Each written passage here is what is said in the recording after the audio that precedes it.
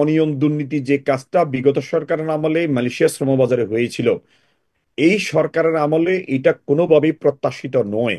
যদিও একটা চক্র সরকারের ভিতরে এবং বাইরে একটা চক্র কিন্তু সিন্ডিকেটকে তাদের ব্যক্তিগত লাভের জন্য কিন্তু তারা বিভিন্নভাবে অপচেষ্টা করছে। এই সিন্ডিকেট যদি হয় তাহলে মানুষ মনে করবে সেই আওয়ামী লীগের আমলে যা হয়েছে এখনো তা হচ্ছে। মালয়েশিয়ার মাননীয় প্রধানমন্ত্রী আমাদের মাননীয় উপদেষ্টার অত্যন্ত কাছের একজন বন্ধু মানুষ। আমি মনে করি সেই সুযোগটা কাজে লাগিয়ে বাংলাদেশের এই অনিয়ম দুর্নীতি যেটা অতীতে হয়েছে সেই সুযোগটা কোনোভাবেই যেন না দেয়, আমরা মাননীয় প্রধান উপদেষ্টাকে আকুল আবেদন করব। আপনি প্রয়োজনে একটা সিস্টেম করে দেন, একটা অ্যাপস করে দেন, যে অ্যাপস এর মাধ্যমে আমাদের কর্মীরা অত্যন্ত কম খরচে যাবে এবং আমাদের রিক্রুটিং এজেন্সি অত্যন্ত কম খরচে নিতে বাধ্য হবে।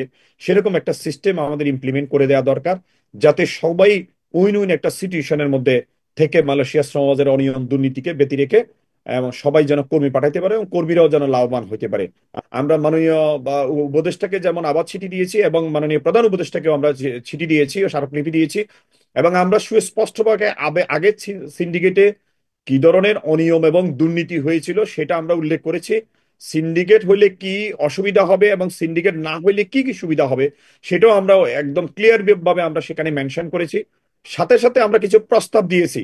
সেই প্রস্তাবগুলোর মধ্যে এক নম্বর হচ্ছে, আগের যে এমইউ ছিল, যে এমইউ তে বলা হয়েছে যে বাংলাদেশের রিক্রুটমেন্ট এজেন্সি মালয়েশিয়ান সরকার সিলেকশন করবে, সেই এমইউটা অ্যামেন্ডমেন্ট করা দরকার, যেটা মালয়েশিয়ার অন্য 14টা কান্ট্রির সাথে নাই।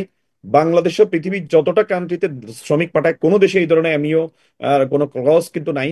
সুতরাং এটা চেঞ্জ করা দরকার। 2 নম্বর, আমরা বলেছি সিন্ডিকেট চক্র যেভাবে মালয়েশিয়া শ্রমবাজারটাকে কুক্ষিগত করেছে এবং অতিরিক্ত অভিবাসন খরচ তারা এখান থেকে দিতে বাধ্য করেছিল, সেই জায়গাটাতে প্রয়োজনে বইসেলসের মাধ্যমে একটা ওয়ান স্টপ সার্ভিস করে সরকারের নিয়ন্ত্রণে একটা এজেন্সির মাধ্যমেই কিন্তু আপনার এই মালয়েশিয়াতে শ্রমিক পাঠানো যেতে পারে। সেক্ষেত্রে অন্য এজেন্সিগুলো শ্রমিক ডিমান্ড নিয়ে এসে একটা উপযুক্ত সেখানে একটা তাদের ফি দিতে পারে এবং এই কর্মীদেরকে কম খরচে নিয়োগের জন্য স্বচ্ছতার একটা অ্যাপসের মাধ্যমে রেজিস্ট্রেশন করে এবং তাদের যৌক্তিক যে সরকারের নির্ধারিত খরচ হবে সেই খরচটা আপনার ব্যাংকের মাধ্যমে, প্রবাসী কল্যাণ ব্যাংকের মাধ্যমে জমা দিয়ে সে জমা যদি দেয়, তাতে হলো কি তারা ইচ্ছা করলেও বেশি টাকা দিতে পারবে না এবং রিক্রুটিং এজেন্সি ইচ্ছা করলেও কিন্তু বেশি টাকা নিতে পারবে না।